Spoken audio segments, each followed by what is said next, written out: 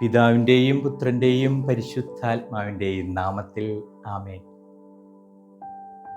വേളാങ്കണ്ണി മാതാവിന് ഏറ്റവും പ്രിയം നിറഞ്ഞ മാതാപിതാക്കളെ, സഹോദരി സഹോദരന്മാരെ, എന്നെ കേട്ടുകൊണ്ടിരിക്കുന്ന സകലരുമേ,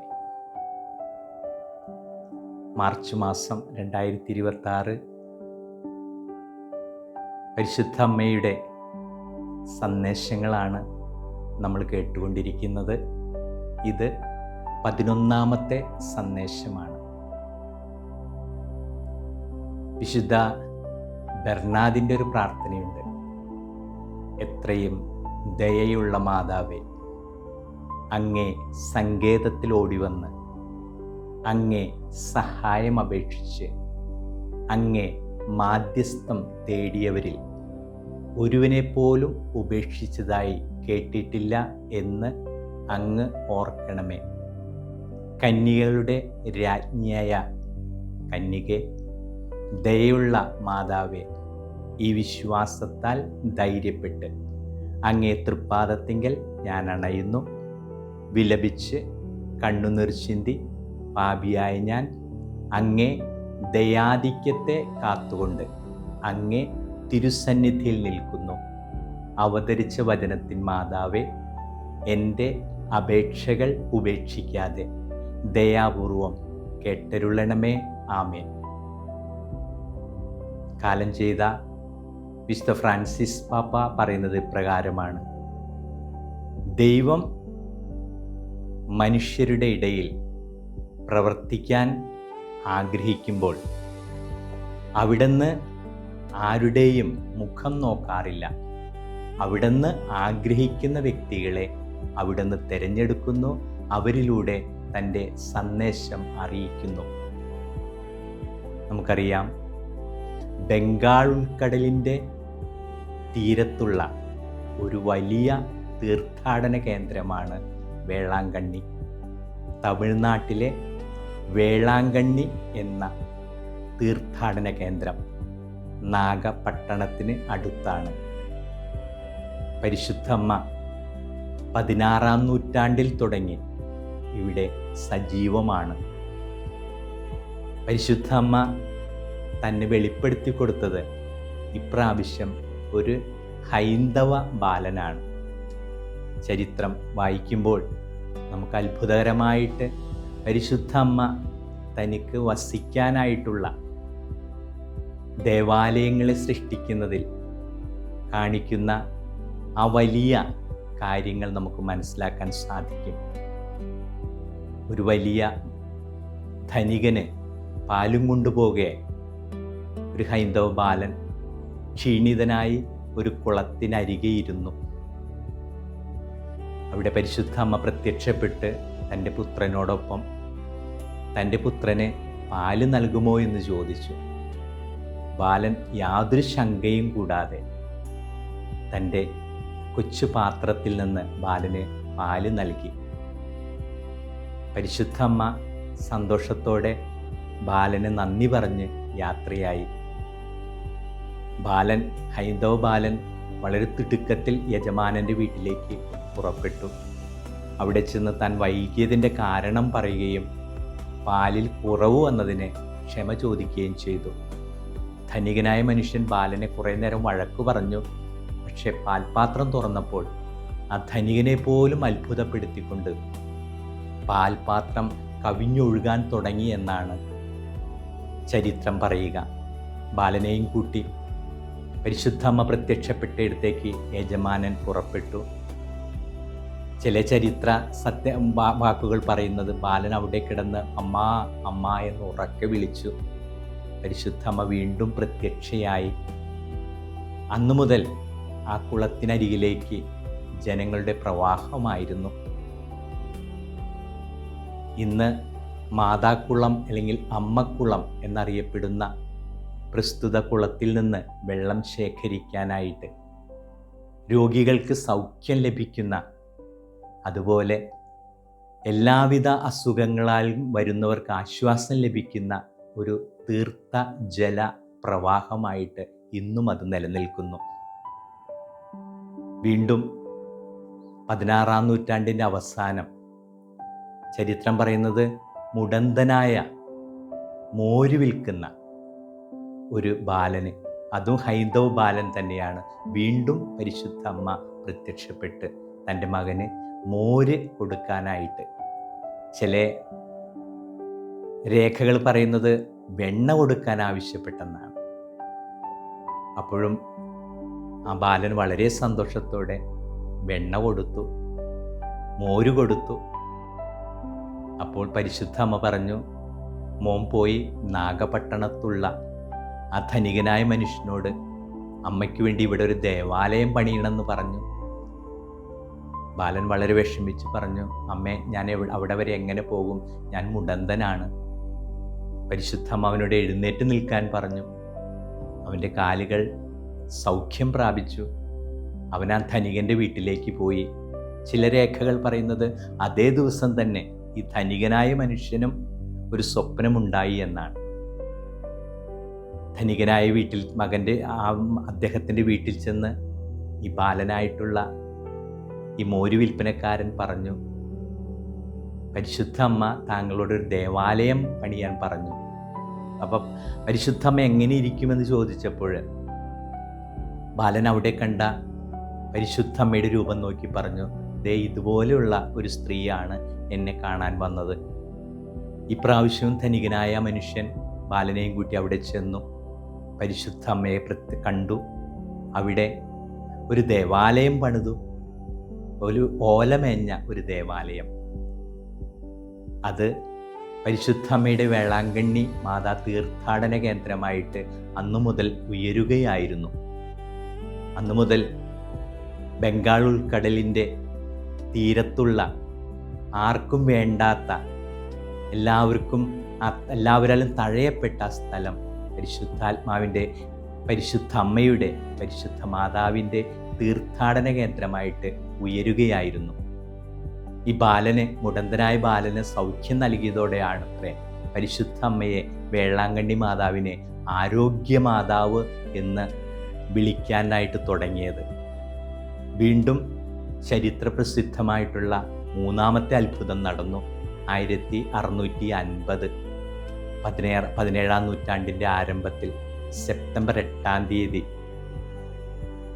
അതിപ്രകാരമായിരുന്നു. ഒരു പോർച്ചുഗീസ് കപ്പൽ, ചില രേഖകൾ പറയുന്നത് ഓസ്ട്രിയയിൽ നിന്ന് അത് കൊളംബോയിലേക്ക് പോയിക്കൊണ്ടിരിക്കുകയായിരുന്നു, ശ്രീലങ്കയിലേക്ക്. വഴിക്ക് വെച്ച് കപ്പൽ അപകടകരമായ ഒരു കൊടുങ്കാറ്റിനെ നേരിടുകയുണ്ടായി. കപ്പൽ യാത്രക്കാർക്ക് നശിച്ചു പോകുമോ എന്നുള്ളൊരു ഭയം ജനിച്ചു അത്രേ. അവരുടെ കൂടെ പരിശുദ്ധ അമ്മയുടെ ഒരു പ്രതിമയുണ്ടായിരുന്നു. അവർ പരിശുദ്ധ അമ്മയുടെ സന്നിധിയിൽ ചെന്ന് പ്രാർത്ഥിച്ചു, ഞങ്ങളിതിൽ നിന്ന് രക്ഷിച്ച് ഈ കപ്പൽ എവിടെ അടുക്കുന്നുവോ അവിടെ അമ്മയ്ക്ക് വേണ്ടി ഒരു ദേവാലയം നിർമ്മിക്കും. അങ്ങനെ കടൽ ശാന്തമായി. കപ്പൽ പോയി അടുത്തത് ഇന്ന് പരിശുദ്ധ വേളാങ്കണ്ണി മാതാവിൻ്റെ തീർത്ഥാടന കേന്ദ്രം നിൽക്കുന്ന ആ കരയ്ക്കായിരുന്നു എന്നാണ്. അങ്ങനെ പോർച്ചുഗീസുകാർ അന്നാട്ടുകാരുടെ സഹകരണത്തോടെ സ്ഥാപിച്ച ദേവാലയമാണ് ഇന്ന് പരിശുദ്ധ വേളാങ്കണ്ണി മാതാവിൻ്റെ വലിയ തീർത്ഥാടന കേന്ദ്രമായിട്ട്. ലക്ഷങ്ങളാണ് അവിടേക്ക് ഒഴുകുന്നതെന്ന് പറയുന്നത്. വേളാങ്കണ്ണി മാതാവിൻ്റെ ദേവാലയം പൂർത്തീകരിച്ച ദിവസം അത് ഓഗസ്റ്റ് 29-ാം തീയതിയായിരുന്നു. അതുകൊണ്ട് തിരുനാൾ ആരംഭിക്കുന്നത് ഓഗസ്റ്റ് 29-ാം തീയതിയാണ്. പരിശുദ്ധമ്മയുടെ ജനന തിരുനാളായിട്ടുള്ള സെപ്റ്റംബർ 8-ാം തീയതിയാണ് തിരുനാൾ അവസാനിക്കുന്നത്. ആർക്കും വേണ്ടാത്തൊരിടം ഇന്ന് തീർത്ഥാടന കേന്ദ്രമാണ്. എപ്പോഴും വാഹനങ്ങൾ, ട്രെയിനുകൾ എല്ലാം ഉള്ളൊരിടം. ദൈവത്തിന് അസാധ്യമായിട്ട് ഒന്നുമില്ല എന്ന് പരിശുദ്ധ അമ്മയോട് ദൈവം തന്നെ പറഞ്ഞില്ലേ, ഇതാ കർത്താവിൻ്റെ ദാസി, നിൻ്റെ വചനം പോലെ എന്നിലാകട്ടെ എന്ന് പരിശുദ്ധ അമ്മ പ്രത്യുത്തരിച്ചു. ലൂക്കായുടെ സുവിശേഷം 1-ാം അധ്യായം 38-ാം വാക്യം. പരിശുദ്ധ അമ്മയിലൂടെ ദൈവം പ്രവർത്തിക്കാനായിട്ട് ആഗ്രഹിക്കുന്ന ഇടങ്ങളിലൊക്കെ പരിശുദ്ധ അമ്മയുടെ തീർത്ഥാടന കേന്ദ്രങ്ങളുണ്ട്. ഇവിടെയെല്ലാം നമുക്ക് ശ്രദ്ധിക്കാനായിട്ട് സാധിക്കുന്നത് പരിശുദ്ധ അമ്മ തൻ്റെ സന്ദേശങ്ങൾ അറിയിക്കുവാനായിട്ട് ആഗ്രഹിച്ച് വിളിക്കുന്നവരെല്ലാം തീർത്തും താഴേക്കിടയുള്ള മക്കളെയാണ്. വിദ്യാഭ്യാസമോ അറിവോ സാമൂഹിക സ്വാധീനമോ ഒന്നുമില്ലാത്ത മക്കളെയാണ്. നമുക്കറിയാം, ഫ്രാൻസിലെ ലൂർദിലെ ബെർണദിത്ത, രോഗിയായിട്ടുള്ളൊരു മകള്, വിദ്യാഭ്യാസമില്ലാത്തൊരു മകൾ.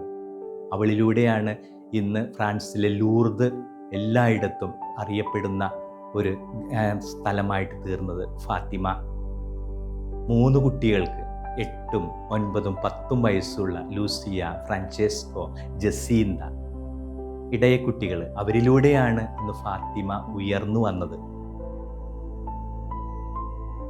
ഓരോ കാര്യങ്ങളും പരിശുദ്ധ അമ്മയെക്കുറിച്ച് ചിന്തിച്ചു കഴിഞ്ഞാൽ പരിശുദ്ധ അമ്മയുടെ പ്രവർത്തനങ്ങൾ, ദൈവം പരിശുദ്ധ അമ്മയിലൂടെ തിരഞ്ഞെടുക്കുന്ന വ്യക്തികൾ, അത് സമൂഹത്തിലെ ഏറ്റവും താഴേക്കിടയിലുള്ളവരാണ്. ദൈവത്തിൻ്റെ ചിന്തകൾ അങ്ങനെയാണ്, ദൈവത്തിൻ്റെ പ്രവർത്തനങ്ങൾ അങ്ങനെയാണ്. നമ്മൾ വായിച്ചില്ലേ മത്തായിയുടെ സുവിശേഷം 19-ാം അധ്യായം 14-ാം വാക്യത്തിലും, മർക്കോസിൻ്റെ സുവിശേഷം 10-ാം അധ്യായം 14-ാം വാക്യത്തിലും, ലൂക്കായുടെ സുവിശേഷം 18-ാം അധ്യായം 16-ാം വാക്യത്തിലും, കുട്ടികളെ തടയേണ്ട, അവരെ പോലെയുള്ളവരുടേതാണ് സ്വർഗരാജ്യം. നിങ്ങൾ മനസ്സു തിരിഞ്ഞ് കുട്ടികളെ പോലെ ആകണം. നമ്മളും നിഷ്കളങ്കരായിട്ട് ഈശോയെ സമീപിക്കുവാനായിട്ടാണ് ഈശോ ആഗ്രഹിക്കുന്നത്. ഈ നോമ്പുകാലത്ത് നമ്മുടെ മനസ്സിനെയും ശരീരത്തെയും ബുദ്ധിയെയും ആത്മാവിനെയും ഒക്കെ നമ്മൾ ഈശോയ്ക്ക് വേണ്ടി ഏറ്റവും ചെറുതാക്കുന്ന ഒരു കാലഘട്ടത്തിലാണ്. നമുക്ക് നമ്മെ വേണ്ട, ഈശോയെ മതി എന്ന് ചിന്തിച്ചുകൊണ്ട് ഞാനും എൻ്റെ ദൈവവും തമ്മിലുള്ള ബന്ധത്തിൽ എന്തെങ്കിലും പാകപ്പിഴവുകൾ വന്നിട്ടുണ്ടെങ്കിൽ കുമ്പസാരത്തിലൂടെ, പാപ പരിഹാരത്തിലൂടെ, പ്രായശ്ചിത്ത പ്രവൃത്തികളിലൂടെയൊക്കെ നമ്മൾ നവീകരിക്കുന്ന ഒരു കാലഘട്ടത്തിൽ വേളാങ്കണ്ണി മാതാവിനെ കുറിച്ച് ചിന്തിക്കുമ്പോൾ ഇന്ന് ജനങ്ങൾ അങ്ങോട്ട് ഒഴുകുന്നത് തങ്ങൾക്ക് രോഗസൗഖ്യം ലഭിക്കാനാണ്. അതുപോലെ മക്കളില്ലാത്ത ദമ്പതികളൊക്കെ ചരിത്രം പറയുന്നത് അവിടത്തെയൊക്കെ മരങ്ങളിൽ മഞ്ഞച്ചരടുകൾ കെട്ടിത്തൂക്കിയിട്ടിരിക്കുന്നത് കാണാമെന്നാണ്. വിവാഹം കഴിഞ്ഞിട്ടും മക്കളില്ലാത്ത ദമ്പതികൾ മക്കളുണ്ടാകാൻ വേണ്ടി പ്രാർത്ഥിച്ചുകൊണ്ട് അനേകായിരം അത്ഭുതങ്ങളാണ് ഓരോ ദിവസവും അവിടെ സംഭവിക്കുന്നത് എന്നുള്ളതാണ്. വിശ്വാസം മാത്രം മതി. വിശ്വാസം എന്നത് പ്രത്യാശിക്കുന്നവ ലഭിക്കുമെന്നുള്ള ഉറപ്പും കാണപ്പെടാത്തവ ഉണ്ട് എന്നുള്ള ബോധ്യവുമാണ്. എബ്രായർക്ക് എഴുതിയ ലേഖനം 11-ാം അധ്യായം 1-ാം വാക്യം. നമുക്കും ആഴത്തിലുള്ള വിശ്വാസമുണ്ടെങ്കിൽ പരിശുദ്ധ അമ്മയുടെ പ്രാർത്ഥനയിൽ, പരിശുദ്ധ അമ്മ നമുക്ക് വേണ്ടി പ്രാർത്ഥിക്കുന്നവളാണ്. സ്വർഗത്തിലിരുന്ന് സ്വർഗാരോപിതയായ മാതാവിൻ്റെ, സ്വർഗീയ രാജ്ഞിയായ മാതാവ് നമുക്ക് വേണ്ടി സദാ പിതാവിനോട് പുത്രൻ വഴി പരിശുദ്ധാത്മാവിനോട് പ്രാർത്ഥിക്കുന്ന അമ്മയാണ്. ഈ അമ്മയുടെ സാന്നിധ്യം എപ്പോഴും നമ്മൾ പ്രാർത്ഥനയിലൂടെ നമ്മുടെ ജീവിതത്തിൽ സംജാതമാക്കണം.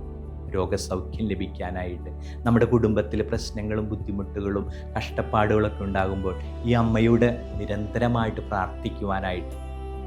അതിനാണ് സഭ നമുക്ക് ജപമാല എന്ന ആ വലിയ അനുഗ്രഹം നൽകിയിരിക്കുന്നത്. ജപമാലയിലൂടെ ദൈവിക രഹസ്യങ്ങളെ ധ്യാനിച്ചുകൊണ്ട് ദൈവത്തോട് ചേർന്നിരിക്കുവാനായിട്ട് ഈ നോമ്പുകാലം നമ്മെ സഹായിക്കട്ടെ എന്ന് പ്രാർത്ഥിക്കുന്നു. പരിശുദ്ധ വേളാങ്കണ്ണി മാതാവിൻ്റെ വലിയ മാധ്യസ്ഥം നമുക്ക് അപേക്ഷിക്കാം. സാധിക്കുന്നവർക്കൊക്കെ വേളാങ്കണ്ണി സന്നിധി സന്ദർശിച്ച് പരിശുദ്ധ അമ്മ അവിടെ നൽകിയ അനുഗ്രഹങ്ങളെ നമുക്ക് സ്വീകരിക്കാം. പ്രത്യേകിച്ച് മാതാക്കുളം, അമ്മക്കുളം എന്നൊക്കെ അറിയപ്പെടുന്ന ആ തീർത്ഥ ജലം നമ്മുടെ ജീവിതത്തിന് നമുക്ക് ഉപകാരപ്രദമാക്കാം. ഈ ജലത്തെക്കുറിച്ച് പറയുന്നത് ബംഗാൾ ഉൾക്കടലും പരിസരത്തുള്ള എല്ലാ ജലശേഖരങ്ങളും ഉപ്പ് നിറഞ്ഞതാകുമ്പോൾ ഇവിടെ മാത്രം അമ്മക്കുളത്തിൽ, മാതാക്കുളത്തിൽ മാത്രം ശുദ്ധജലമാണ് ലഭിക്കുന്നത്. അതൊക്കെ അത്ഭുതങ്ങളായിട്ട് ലോകത്തിന് മനസ്സിലാക്കുവാനായിട്ട് പരിശുദ്ധ അമ്മ, ദൈവം വേളാങ്കണ്ണിയെ തിരഞ്ഞെടുത്ത് പരിശുദ്ധ അമ്മയെ അവിടെ മധ്യസ്ഥയാക്കി നൽകിയിരിക്കുന്നു എന്നുള്ള ബോധ്യത്തിലേക്ക്, വിശ്വാസത്തിലേക്ക് ജനിക്കും വളരുവാനായിട്ട് പരിശുദ്ധ അമ്മയിലൂടെ പ്രാർത്ഥിച്ച് പരിശുദ്ധ അമ്മയെ ദൈവം തൻ്റെ രക്ഷണീയ കൃത്യത്തിൽ പ്രാർത്ഥിക്കുന്ന അമ്മയായിട്ട് തിരഞ്ഞെടുത്ത ആ സത്യം എപ്പോഴും മനസ്സിലാക്കിക്കൊണ്ട് തൻ്റെ പുത്രൻ്റെ അമ്മയായ, പുത്രൻ രാജാവാണെങ്കിൽ അമ്മ രാജ്ഞിയാണ്, ദൈവമാതാവാണ്. നിത്യസത്യങ്ങളെല്ലാം നമ്മൾ ധ്യാനിച്ചു കഴിഞ്ഞു.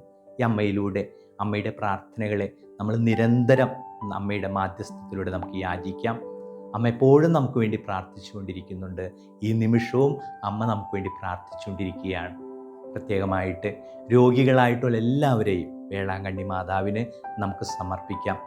സാക്ഷ്യങ്ങളിൽ ഏറ്റവും അധികം രോഗസൗഖ്യങ്ങളാണ്. അതുപോലെ മക്കളില്ലാത്ത ദമ്പതികൾക്ക് ലഭിച്ച സന്താന സൗഭാഗ്യമാണ്. നമുക്കും രോഗികളായിട്ടുള്ള എല്ലാവർക്കും വേണ്ടി നമുക്ക് പ്രത്യേകമായിട്ട് പ്രാർത്ഥിക്കാം. എല്ലാവർക്കും രോഗസൗഖ്യം ലഭിക്കുവാനായിട്ട് ഈ അമ്മയുടെ സന്നിധി സൗകര്യപ്പെടുമ്പോൾ ഭാഗ്യം ലഭിക്കുന്നവരൊക്കെ പോയി സന്ദർശിച്ച് അമ്മയുടെ ആ സന്നിധിയിൽ അമ്മ പ്രത്യക്ഷപ്പെട്ട് അനുഗ്രഹം നൽകിക്കൊണ്ടിരിക്കുന്ന അതേ സന്നിധിയിൽ നിന്ന് ദൈവ സാന്നിധ്യം അനുഭവിക്കുവാൻ, പരിശുദ്ധാത്മാവിൻ്റെ നിറവ് അനുഭവിക്കുവാൻ പരിശുദ്ധ അമ്മ തന്നെ നമ്മളെ ഓരോരുത്തരെയും അനുഗ്രഹിക്കട്ടെ, ആശീർവദിക്കട്ടെ എന്ന് പ്രാർത്ഥിച്ചുകൊണ്ട് സർവശക്തനായ ദൈവം പിതാവും പുത്രനും പരിശുദ്ധാത്മാവും നിങ്ങളെ സമൃദ്ധമായി അനുഗ്രഹിക്കട്ടെ.